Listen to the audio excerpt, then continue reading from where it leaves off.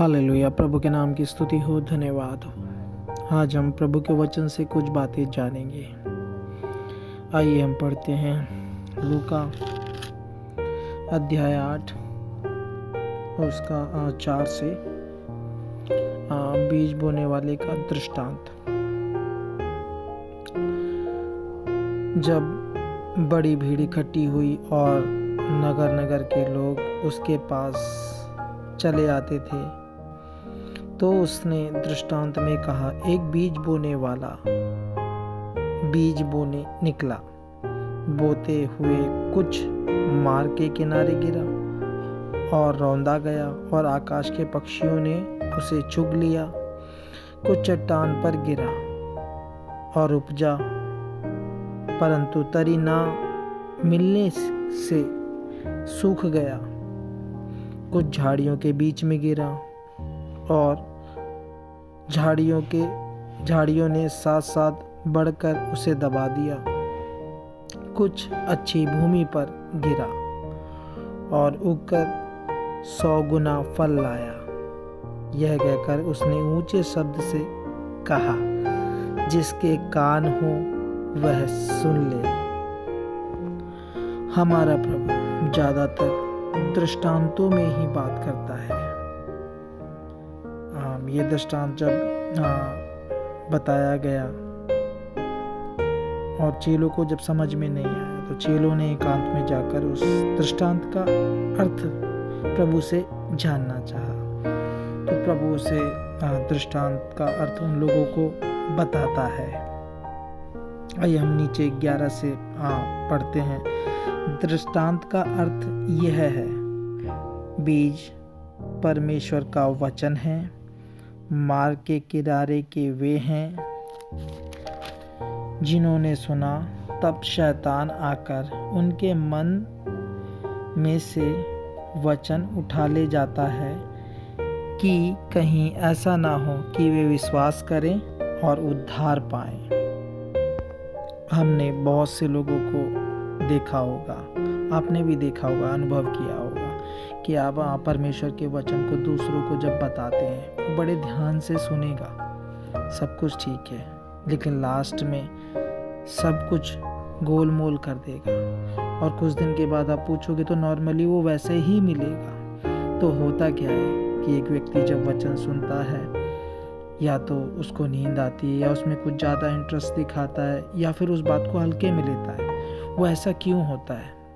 तो कि शैतान जो है नहीं चाहता कि आप परमेश्वर के वचन पर विश्वास करो। शैतान चाहता है कि आप परमेश्वर से दूर हो, ताकि आप कभी भी वो उद्धार नहीं पाने पाओ जो परमेश्वर ने आपके लिए एक द्वार खोल कर दिया है, जिसके द्वारा हम प्रभु पिता परमेश्वर के समीप आते हैं।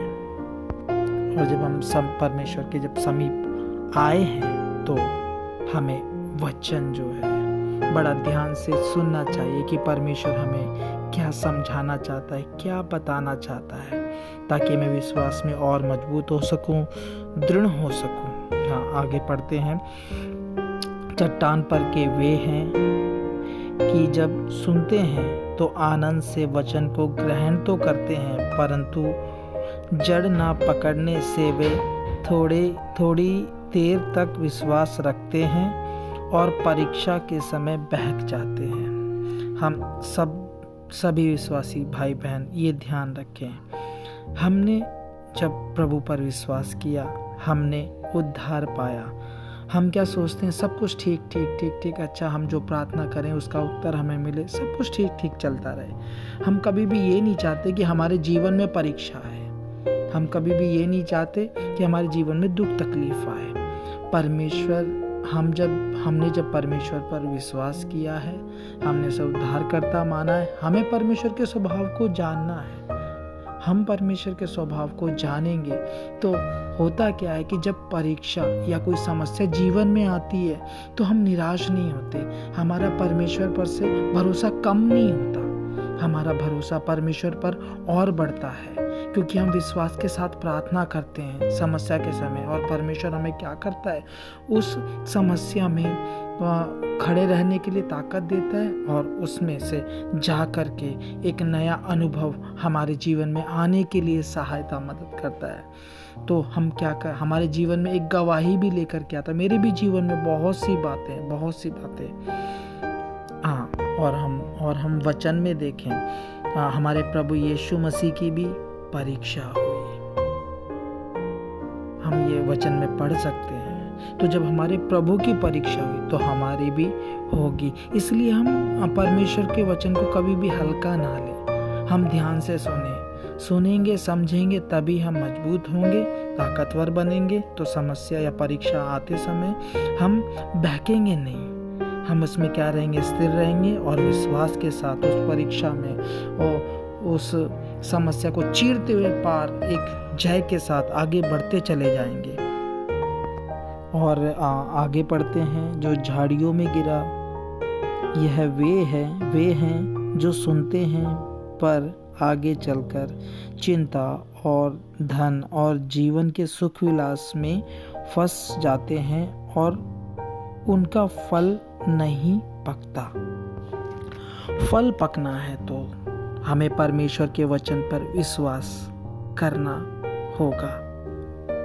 हाँ, एक बार फिर पढ़ता हूँ, जो झाड़ियों में गिरा यह वे हैं जो सुनते हैं पर आगे चलकर चिंता और धन और जीवन के सुख विलास में फंस जाते हैं और उनका फल नहीं पकता। चिंता और धन और जीवन के सुख विलास। परमेश्वर हमें परमेश्वर विश्वास करना है तो हमें परमेश्वर के पीछे चलना है। तो हमें जब प्रभु हम वचन में ही पढ़ते हैं, मत्ती 6 अध्याय उसका 24 से आप पढ़ सकते हैं, वहाँ पे बताया गया है परमेश्वर और धन के विषय में। और लिखा है कि कोई मनुष्य 2 स्वामियों की सेवा नहीं कर सकता है, क्योंकि वो एक से बैर रखेगा, दूसरे से प्रेम रखेगा। नीचे हम पढ़ते हैं कि परमेश्वर में बता रहा है कि अपने प्राण के लिए कोई चिंता नहीं करना, खाने के लिए कोई चिंता नहीं करना, कपड़े के लिए कोई चिंता नहीं करना, इन सब विषयों के बारे में बता रहा है। वो सिर्फ एक बात हमसे कहता है परमेश्वर की, पहले तुम उसके धर्म और राज्य की खोज करो तो यह वस्तुगत में आप ही मिल जाएगी। लेकिन ज़्यादातर हम जीवनों में देखें, हमारा जोर जो होता है ज़्यादातर अपनी सांसारिक जो चिंताएं हैं, धन कैसे कमाना है या संसार का सुख विलास कैसे देखना है। हमें इन सब चीज़ों की ज़रूरत है, लेकिन हमें चिंता के साथ इन सब बातों के विषय में नहीं सोचना है। तो हमारा जीवन में परमेश्वर पर भरोसा रखने में बहुत परेशानी आएगी। और परमेश्वर चाहता है कि हम परमेश्वर पर विश्वास रखें। शैतान हमारे मन में ये विचार लेकर के आता है कि अब क्या करेगा, अब ये हो गया, अब कैसे होगा। हम देख सकते हैं जब मूसा जब इजरायली लोग निकल कर आ रहे थे तो लाल समुद्र के पास आकर वहाँ रुक गए। वहाँ रास्ता नहीं दिखाई दे रहा कि आगे कैसे जाएंगे। चारों अपने दोनों तरफ उनके पहाड़ हैं, पीछे फरो की सेना है, सामने समुद्र है। तो परमेश्वर वहाँ एक अद्भुत काम करता है कि समुद्र के बीच में से रास्ता खोल देता है। ये बहुत ही अचंभित है। दुनिया में आप कहीं भी आपने ऐसे सुना नहीं होगा। और भी दुनिया में देवी देवताएं हैं, और भी देशों के जो देवी देवता हैं उनके साथ कभी ऐसा कुछ बड़ा काम हुआ नहीं है इस तरीके से, क्योंकि जीवित परमेश्वर है, यही है जो ऐसे अद्भुत काम कर सकता है। दुनिया के लिए एक चिन्ह चमत्कार ऐसा करके दिखा सकता है कि दुनिया की आंखें खुली की खुली रह जाएं। तो ऐसे ही हमारे जीवनों में जब दुख परेशानी कष्ट आता है तो उन सब बातों पर हमें ना ध्यान देते हुए परमेश्वर के वचन पर ध्यान देना, उन झाड़ियों को हमें हटाना है जो शैतान हमारे जीवनों में ले करके आता है। हम आगे पढ़ते हैं, पर अच्छी भूमि में के वे हैं जो वचन सुनकर भले और उत्तम मन में संभाले रहते हैं और धीरज से फल लाते हैं। ये मैं पढ़ रहा हूँ 15वीं आयत।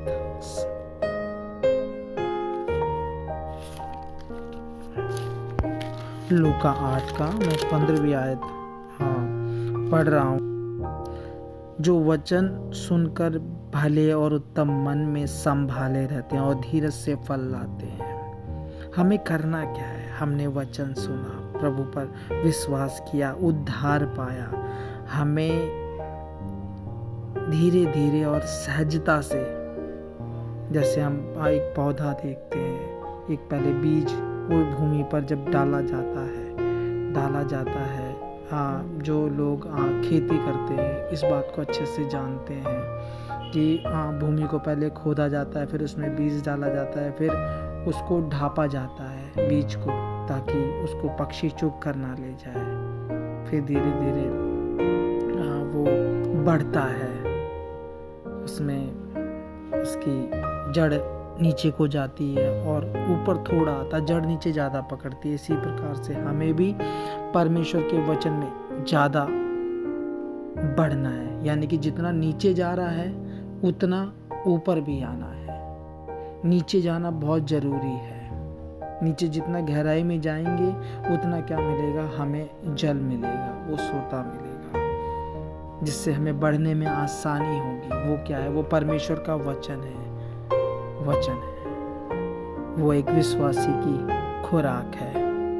फिर वो तभी बढ़ेगा, उसको जब जल मिलेगा, खाद मिलेगी, उसकी समय समय पर छटाई होगी। फिर क्या भी होगा? एक समय पर वो फल भी लाएगा। तो फल लाने में वो समय लगता है, बहुत सी बातें सहनी पड़ती हैं, बहुत सी बातें हमें नज़रअंदाज करनी पड़ती हैं। वो तभी कर पाएंगे जब हम प्रभु के वचन को सीखेंगे, उसमें बढ़ेंगे।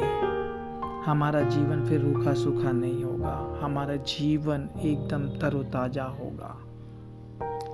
इसलिए हमें परमेश्वर के वचन को भले और उत्तम मन में संभाले रहना है। और ये होगा कैसे? हम परमेश्वर का वचन सुनें, प्रार्थना करें और अपना प्रार्थना का एक समय बनाएं। उस समय में बैठकर परमेश्वर से प्रार्थना करें, अपने विषयों को रखें और परमेश्वर के साथ साथ चलें। समय समय पर परमेश्वर हमें अपने वचन के द्वारा बढ़ाएगा। परमेश्वर इस वचन के द्वारा हम सबको बहुत से आशीष दे और ये वचन दूसरों से शेयर करें, ताकि वे भी परमेश्वर की आशीष पाएं और परमेश्वर के वचन में बढ़ने पाएं। धन्यवाद।